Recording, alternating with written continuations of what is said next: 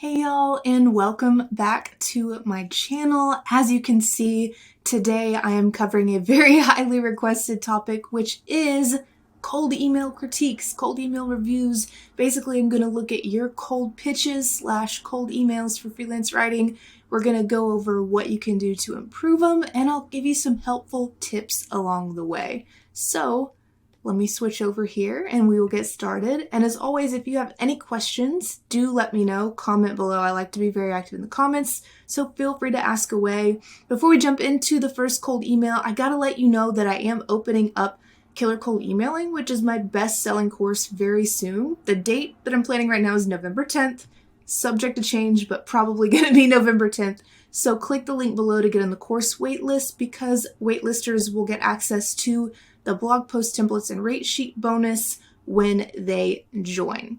All right, now let's switch over and get into these cold emails. So the first one here, we have, let me get myself situated on the screen here. We have, "Hey John, I like how your Instagram showcases your taste for appetizing food. It's a pleasure writing you this email today." So you're opening with something friendly, you're making a personal connection, which is good by talking about the Instagram. You're introducing yourself. "I'm an NYC-based writer and journalist, eager to write riveting stories for magazine names." So obviously I took out the name of the magazines and some of the names of the people in these, or changed them for privacy purposes. For anyone watching, just keep that in mind. We all know, don't cold email with magazine name in parentheses, and that is of course not what this person submitted. Okay, so as a writer, I specialize in a range of topics encompassing pop culture, listicles, and features. Your magazine covers a plethora of activities the community will benefit from, like bowling alleys and more. So at a glance here, before I keep reading, I do have to say I like the length of this as a cold email. And I would also say what I'm noticing here is this is more of like something where you would want to have an actual pitch. You're not necessarily cold emailing like to, send out a bunch of cold emails to get clients using a template here, right? What you're doing more is you are pitching something specific to one specific magazine. Cold emailing and cold pitching are kind of similar, but this falls more under like specific topic pitching. Residents should be aware of events such as the Hudson Valley Jazz Festival and the new Rochelle concert series. These events invoking immense positivity in the community. I'm thrilled about the possibility of working to add to the publication's goal. Have a wonderful day. Okay, so Jonathan, let's talk about what you're doing right here and things you can improve. So like I said, the first thing I really noticed that I liked about this is that you've got a really short email here, right? This is it. We don't have 80 million paragraphs talking about you or whatever. It's really short and to the point. And you've made a personal connection here, which is good. That's something that I teach my students how to do in Killer Cold Emailing. Now, I will say I would go a little bit more friendly with this if you're going to make a personal connection here. It's kind of choppy, like, "Hi, I like your Instagram. Anyway, I want to write for you." So either find a way to make that flow better, or actually what I would do in this specific case, not for general cold emails where you're bulk pitching a bunch of companies, but for this specific case where you're pitching a magazine, you don't need to really make that connection. You can. It's not as necessary though, because people who are running magazines, they just want to see your pitch. So that brings me to the next main point here. You need to pitch a specific topic, okay? So you're kind of flirting with some things here. You're flirting with, "Oh yeah, I can write about pop culture, maybe I could write about the bowling alleys, maybe I could write about these events." What the editor of a magazine actually wants to see is a specific pitch. You need to come to them with a headline, and sometimes it helps also to have a little breakdown underneath that, maybe a few bullet points of exactly what you're going to talk about in that specific article. So that's going to be the number one takeaway for you here, Jonathan. Change this. If you're pitching a topic to a magazine, you've got to have the topic in there. And that will solve the other issue that this email is having, which is there isn't a clear and strong call to action, right? To say "I'm thrilled about working with you" is friendly, it's nice, but the truth is they should be thrilled about working with you too, right? So we don't want to say too many things like, I'm eager to write for you and I'm so thrilled about the possibility of working with you, because what that does, Jonathan, is that puts the company you're pitching up here and it puts you down here. Even if that's not the case, because it's not the case, right? What's the case is this right here. You are both business owners. This is a mutually beneficial collaboration. So we don't want to use that sort of language in our cold emails that puts the client up here and leaves us way down here going, please hire me, just hire me, please. I can't wait to work with you. And obviously you didn't actually say that in the email, but it can come across that way. So overall, like I said, I like what you've done here with the length and how you're trying to create that instant connection. But the main thing is going to be coming up with that one specific pitch. What do you want to pitch them? Or if you have 3 ideas, put those in a bulleted list. What we've got to do here is make it easy for them to say yes. Okay, this makes it hard for them to say yes because they'll have to reply back and be like, okay, do you have a website? And what specifically do you want to write about? They're not going to answer you if they have to do that. These people who work at magazines, who get pitches day in and day out, are too busy. You've got to be clear about exactly what you want.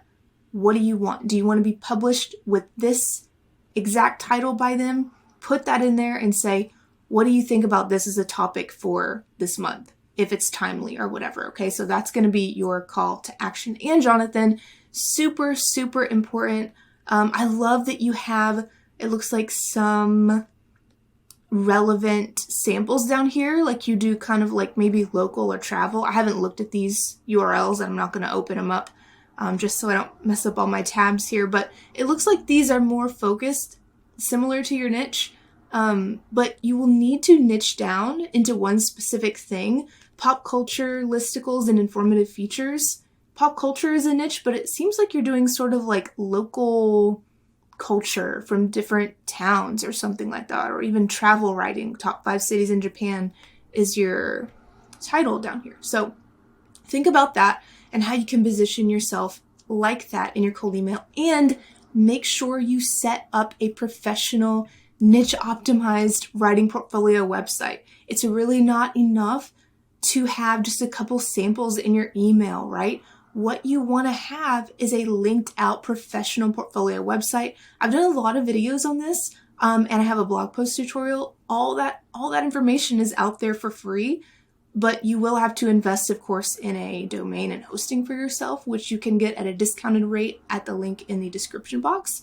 But you will definitely want to do that just because it positions you as a writer who should be respected. They're going to click over to that.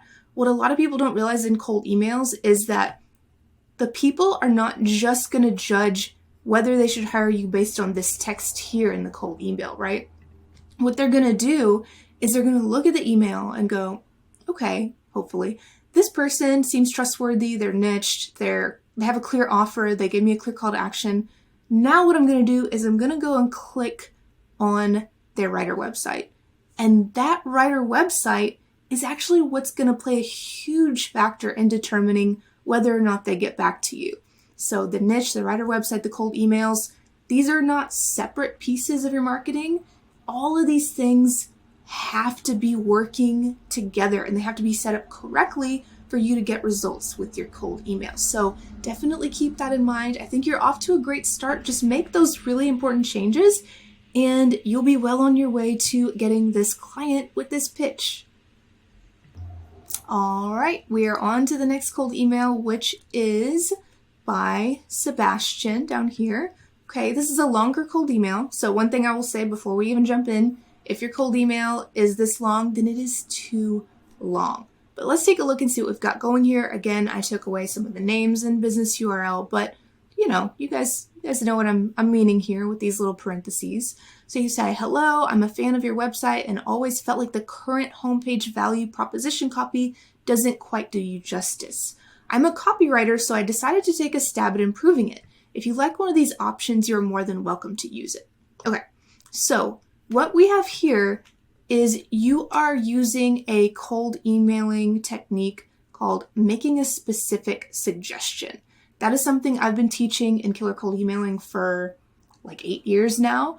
But the thing is, when you do that, you have to be very, very careful, because if you do it the wrong way, and this is like little subtle changes, if you do it the wrong way, it can come across as saying, hey, your website sucks right now. It's not good. And the problem with that, obviously, is this CEO might take offense to that. He probably oversaw that copy. He might have even written it himself. We don't know, right? It's so funny because I actually had someone pitch me the other day to make YouTube thumbnails. And they were like, hey, I noticed your videos get no views. Like, you really need to improve your thumbnails so they get better views. And I'm looking at my analytics going, I'm happy with my views. Like, I'm happy with my analytics. I'm getting the little green check marks.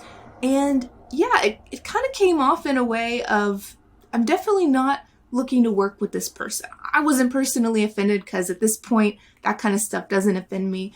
But the point is, like, as someone who receives a lot of pitches myself, that can kind of stand out in a bad way if you don't do it the right way. Now, obviously, I don't think you tried to do that. It's clear. I read this email. I skimmed it before I started recording. It's clear that you've put so much time and effort and energy into creating this cold email. Like, you're really putting in the work to create 3 different versions of this person's homepage copy. Like, you really care. You really want to help them. But I think we may want to go in with a little bit of a softer approach here. Like I said, I do teach making a specific suggestion as a strategy in killer cold emailing to my students, but we've got to be so careful about how we do that, right? So that being said, let's keep on reading. Actually, I'm not going to read the whole thing, but basically what you have here is 3 different versions of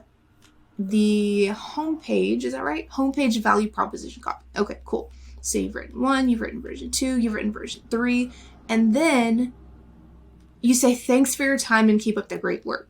Sebastian, we have got to make sure that you are using strong call to actions in your cold emails. So I'm going to tell you what would work so much better and just skyrocket your results with this cold email. This is a strategy that I teach inside of Killer Cold Emailing, and it's called the yes factor. What you want to do is not give them too much in the initial email, right? What we want to do is change this email to a short email where we're just going to get one simple yes. And the yes may not be, yes, you're hired and I want to pay you $1,000 immediately. It may just be, yes, I'm interested in learning more. Yes, I'm interested in that topic. We just want to get one simple yes. So the problem with what we have here is not that it's bad or you didn't try. Clearly, like I said, clearly you did. And I love that you are putting in that effort, but we're putting in too much effort before getting a yes, okay? So the yes factor is actually a strategy that I developed and that I teach inside of Killer Cold Emailing. I can't really teach the whole entire thing here because A, it would take too long, and B, that would kind of be messed up to like be charging my students for that and then just also give every single aspect of it away here. So I'm not going to do that. But what I will tell you is, what if you just asked him if he was interested in something? Hey, I'll send you a few ideas. Is that okay?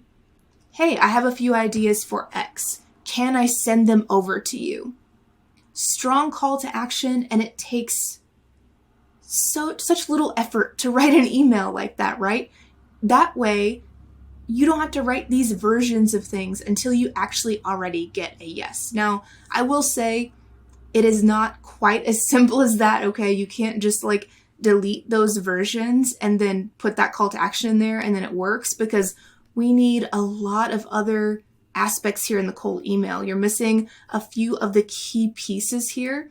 Just like in the first cold email, we are missing, the niche positioning. We're missing the writer website.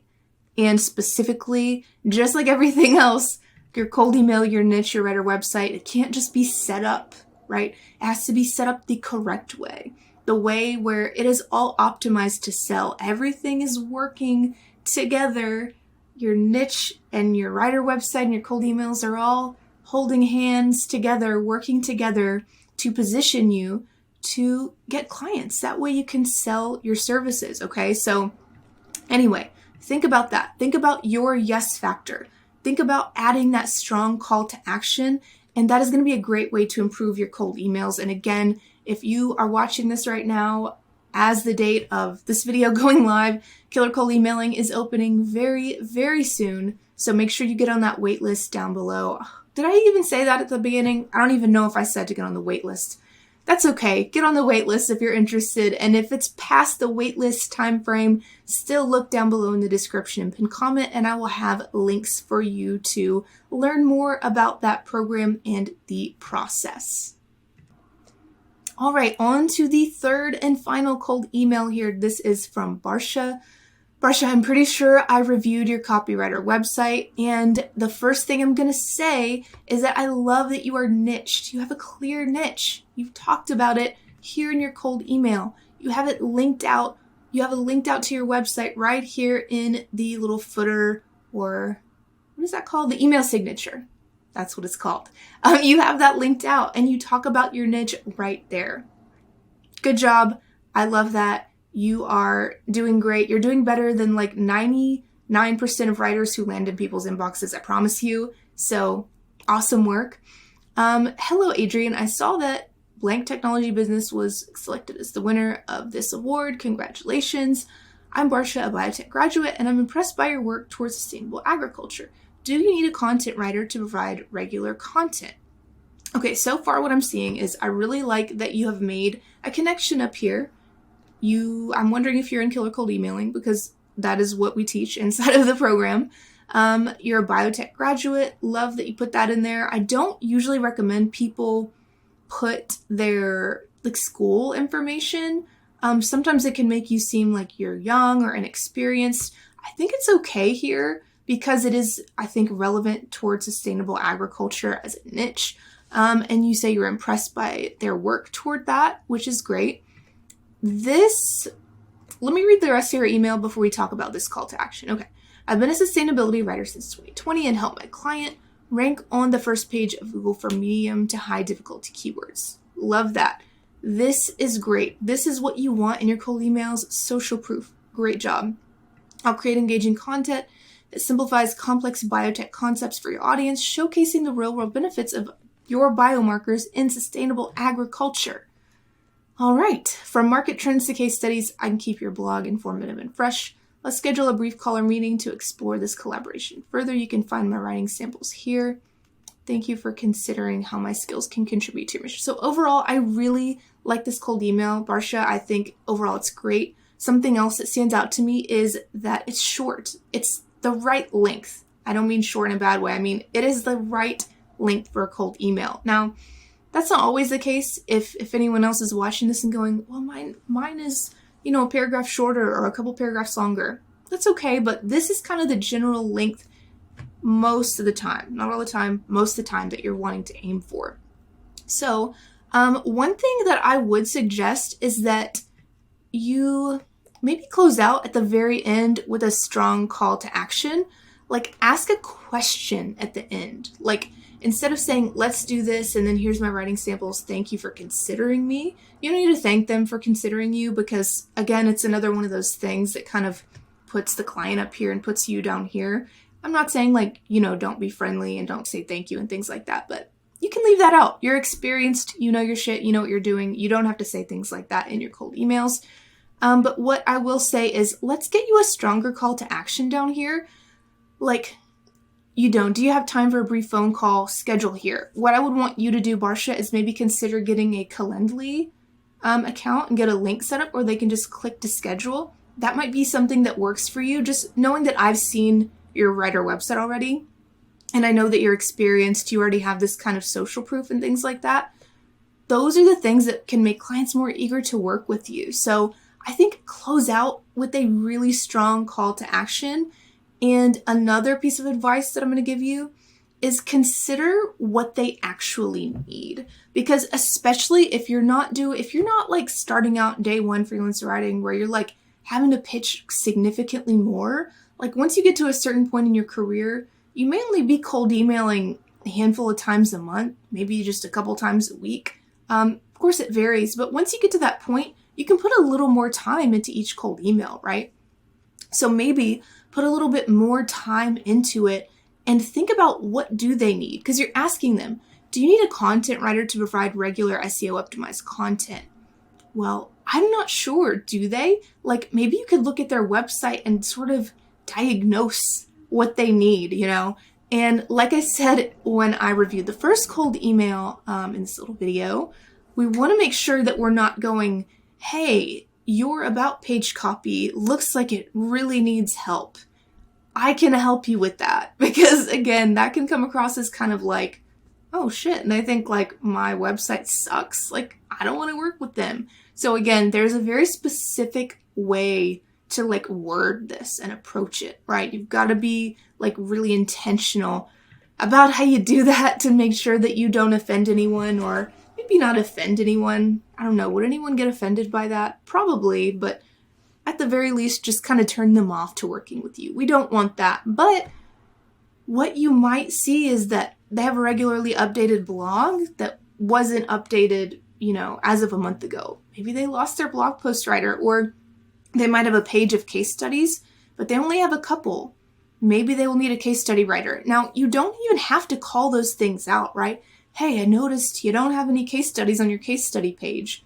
You can just incorporate that knowledge into your call to action, right? So instead of asking them what they need, you know, you can close it out a little bit stronger than that with either setting up an appointment or asking them, does that interest you? Does that interest you is not the call to action really. But again, I can't give away too much because I really feel like that wouldn't be fair to the students inside Killer Cold Emailing.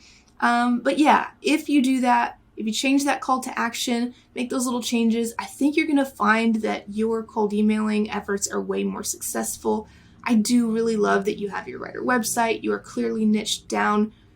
You've won half the battle, because I'll say it again, all these things work together. Anyone watching, if you have not had success with cold emailing, or you don't know how to do it, or if you just think, I'm just going to go get any cold emailing template that I find online, it really doesn't work that way. Take it from me, as someone who's been doing this for a long time and teaching this for about 8 years now. It really doesn't work that way. All the marketing pieces have to come together, and you need specific things in your cold emails. So something else that I want to tell you about, Barsha, before I go, if you are in Killer Cold Emailing, look at the lesson about the net versus the line strategy. And Barsha, you will want to consider, I think, where you're at in your career, which I'm feeling like you're further along than being a beginner. You may want to consider using the one-line strategy for your cold emails. So if you are in Killer Cold Emailing, look that up. If not, if you want to learn, or if anyone else watching wants to learn, you can head over to the link down below that I've included in the description box to learn more about the course and how to cold email. All right, my friends, I hope you enjoyed this video. I had so much fun doing this. I want to do more videos like this. Make sure you're on my email list. If you grab any of my free resources down below or get on the Killer Cold Emailing waitlist, you'll be added to my email list.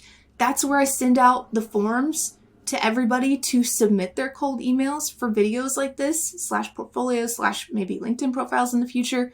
So make sure you get on the Killer Cold Emailing waitlist, because not only will you be able to access 2 extra bonuses at no extra cost when you enroll within the time frame, you will also just be added to my regular newsletter where I send out like copywriting and freelancing tips. I send out, video reminders. It's just 1 email a week unless I'm doing like a product launch type of thing. So yeah, it's going to be really helpful, and it will allow you to submit your cold emails or portfolios or whatever for future videos just like this one. That is all for me today, my friends. But if you have any questions, pop them down below in the comments. I'm always trying to be super active in the comments and answer everyone if I can. So feel free to head down there and ask away. Thank you so much for watching, and I will see you in the next video.